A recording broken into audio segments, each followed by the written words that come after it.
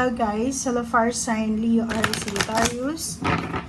Welcome dito sa aking channel, Alarm 888. Welcome guys. Salamin natin kung anong messages, vibration, gabay energy para sa inyong lahat.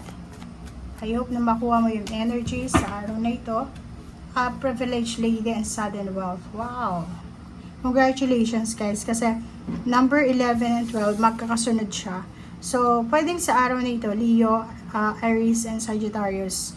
Pwedeng sa araw na ito, may isang unexpected na pera, kayamanan, pagpapala, biyaya, na swerte na pwedeng dumating sa'yo, na siyang maging rason para maging privileged lady ka, yung mayaman, galante, may authority, parang ganun. So, nakikita ko sa'yo, it's either mananalo sa loto, mananalo sa kung ano man na patimpalak. Meron ditong windfall, uulan ng biyaya sa araw na ito na pwedeng siya yung maging rason para maging financially stable ka, especially sa mga babae na first sign Leo or Sagittarius. So, pwede din sa mga lalaki, lalo yung mga mahilig tumaya sa loto or sa mga chance games, game of chance, parang ganun.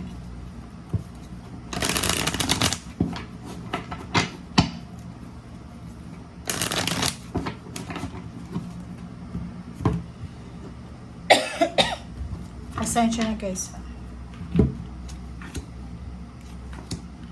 Alright, so Nine of Swords and Page of Coins. So nakikita ko sir dito, mayroong iba sa inyo dyan na for the past 9 months or pwedeng 9 years or pwedeng 9 weeks or 9 days, hindi kayo masyadong makatulog dahil sa marami kayong obligation, duties, responsibilities. And yung Page of Coins is nagsasabi sa inyo na may upcoming news regarding dito sa Nine of Swords na pwedeng makatulong sa'yo para ma-resolve yung mga issues, ganyan, ganito. So, if ever nasa ganyan kang estado sa buhay, sinasabi sa'yo dito na hang in there, okay? Huwag kang susuko, o magic. So, nakikita mo yung milagro. So, syempre, milagro, sudden wealth. So, may milagro na posibleng darating sa'yo na kailangan mo dito yung sobrang pasensya. So, huwag tayo masyadong magmadali. Kailangan mong maging matalino sa bawat decision making mo. And Nine of Coins yun, financially, nakikita natin yung lump sum of money, wish fulfillments talaga kasi marami. Wishes talaga. So, yung Nine of Coins is financial wealth, financial new beginnings, prosperity, abundance, wish come true, parang ganun, wish granted. Parang sa araw na ito, mapapaisip ka na ano ba yung ginawa mo sa past life mo, bakit ka binibless ng ganito ng Panginoon, parang ganito. Okay, so yung Justice card na to ay nagsasabi sa'yo na konting pasensya, konting tiis pa, everything will be okay. Okay, lahat ng wina-wish mo, minamanifest mo, hinihintay mo justice, contract signing, end of contract, renewal contract, lahat na importanteng papeles, dokumento na kakailanganin mo ay posibleng ibibigay sa iyo ng universe. And yung justice na to is nagsasabi sa iyo na yung halimbawa may kaso kang involved ka sa isang kaso, involved ka sa isang paglilitis regarding money or relationship or anything. Sinasabi dyan sa iyo na huwag kang mag-alala kasi papabor sa'yo, diba? So, makukuha mo yung empowerment. So, ibig sabihin yan, ikaw yung magwawagi. Okay? Ibibigay sa'yo ng universe yung karapatan mo. Ibabalik niya kung ano, reclaiming of power to. So, kung anong nawala sa'yo, kung ano yung ninakaw sa'yo, kung ano yung ginawa sa'yo, ibabalik yan. Okay? And Queen of Coins, financially, nakikita ko na sobra kang successful in the near future. So, parang ikaw to na nakaupo sa pedestal. May limpak-limpak na salapi, ganyan. So, yun. At ang Queen of Coins, pwede din na may mga matatanggap kayong lump sum of money. Meron din mga recognition, rewards, awards, anything na para kang emperor, nasa taas ka.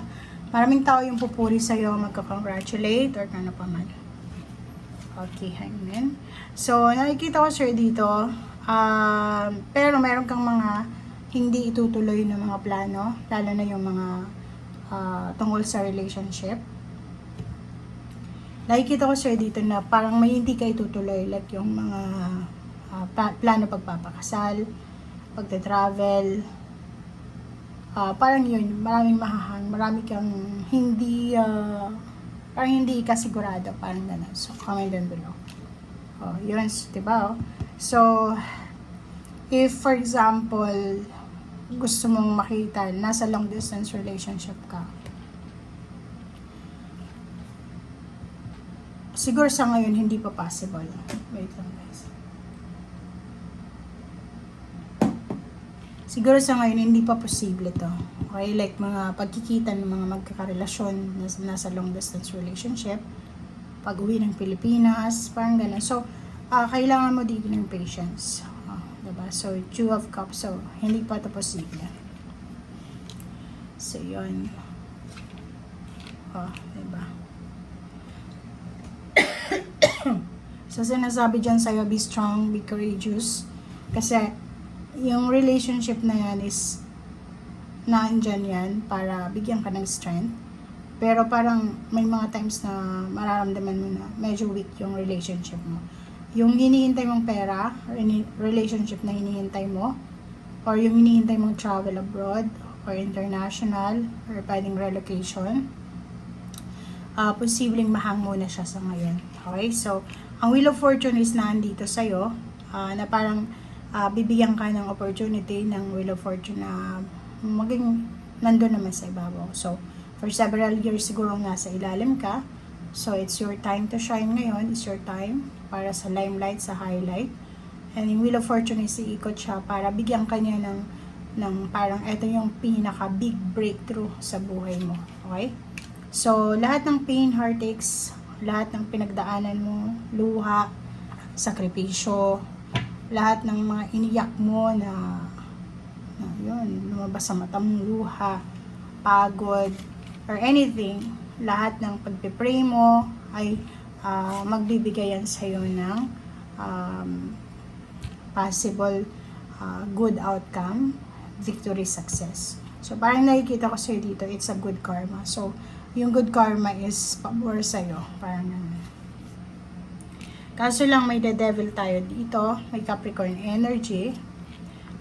Mag-iingat kayo sa mga taong Capricorn or any zodiac signs na nag-offer sa inyo ng mga investment or partnership regarding money.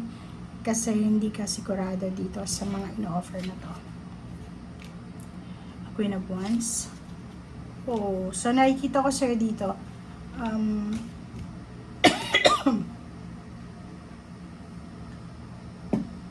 walang masyadong problema sa usaping pera. Kasi, balance pwedeng may lumalabas, di ba, may mga expenses, but mayroon din pumapasok. So, nakikita ko kahit ang dami-dami mga obligations, maraming duties, responsibilities, still balance pa rin. Okay?